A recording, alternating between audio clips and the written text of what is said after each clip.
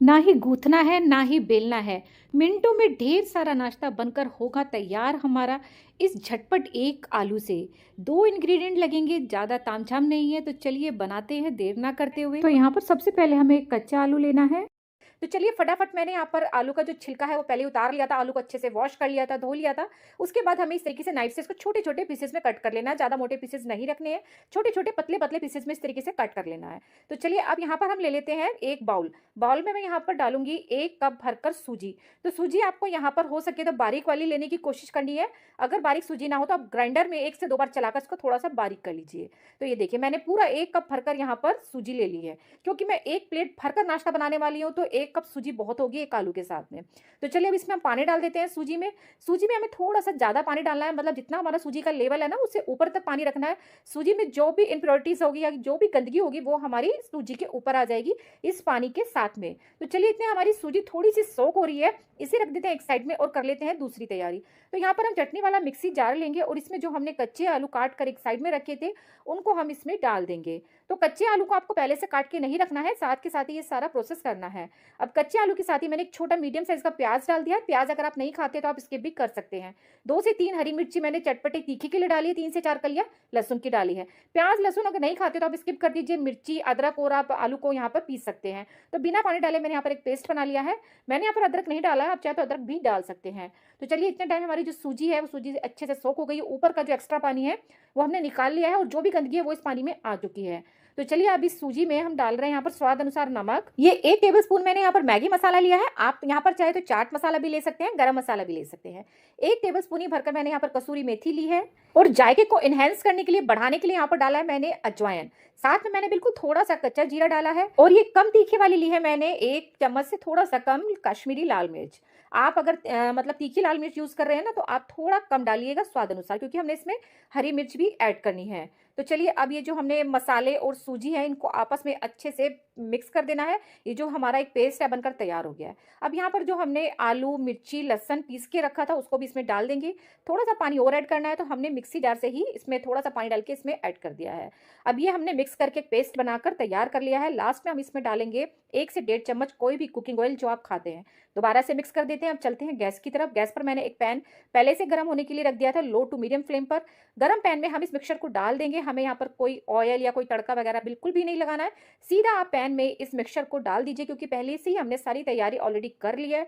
कुछ भी हमें इसमें ऐड करने की ज़रूरत नहीं है। बस लो फ्लेम पर हमें इस मिक्सचर को, मतलब यहाँ पर हमें इसको गाढ़ा होने तक अच्छे से पका लेना है। इससे क्या होगा, ये जो मिक्सचर है ये हमारा एक जगह इकट्ठा हो जाएगा, सूजी भी बहुत अच्छे से पक जाएगी। आप देख सकते हैं बिल्कुल भी, अभी देखिए यहाँ पर सूजी बिल्कुल भी कच्ची नहीं रही है और सूजी ने हमारे कलर चेंज कर लिया है। बिल्कुल इस तरीके से देखिए, ये जो मिक्सचर है बिल्कुल अच्छे से गाढ़ा हो चुका है। सारा मिक्सचर एक जगह इस तरीके से इकट्ठा हो चुका है।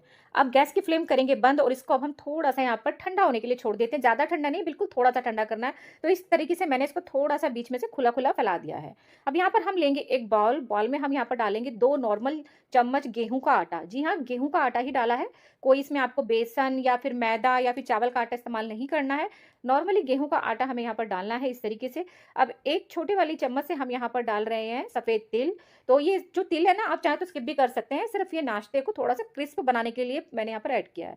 आधा चम्मच कलौंजी डाली है, साथ में डाल दिया है यहाँ पर थोड़ा-सा बारीक कटा हुआ हरा धनिया इस तरीके से।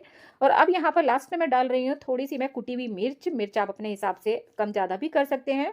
और अब ऊपर से डालेंगे हम इसमें पानी। तो पानी एकदम से ज़्यादा ना डालें, मुझे तो चलो यहाँ पर अंदाज़ा है। आप थोड़ा-थोड़ा पानी डाल के इसका एक लम्स फ्री इस तरीके का घोल बना लीजिए, ना ज़्यादा गाढ़ा और ना ही ज़्यादा पतला। अब नाश्ते को थोड़ा-सा सुपर क्रिस्प बनाने के लिए इस घोल में मैं लास्ट में यहाँ पर भुनी हुई वर्मिसेली डाल रही हूँ।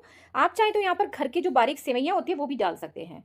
तो चलिए अब यहाँ पर जो हमारा सूजी का मिक्सचर है वो भी हल्का-फुल्का ठंडा हो चुका है। ज़्यादा ठंडा हमें बिल्कुल भी नहीं करना था, जितना हम इसे छू पाए उतना ही हमें यहाँ पर इसको ठंडा करना था। तो नाश्ते को क्रैक्स फ्री बनाने के लिए इस मिक्सचर को हम थोड़ा-सा स्मूथ कर लेते हैं। ऊपर नीचे 2 से 3 बार में ये बहुत अच्छे से, क्योंकि सूजी से बना है ना, तो ये जल्दी से स्मूथ हो जाएगा बिल्कुल इस तरीके से।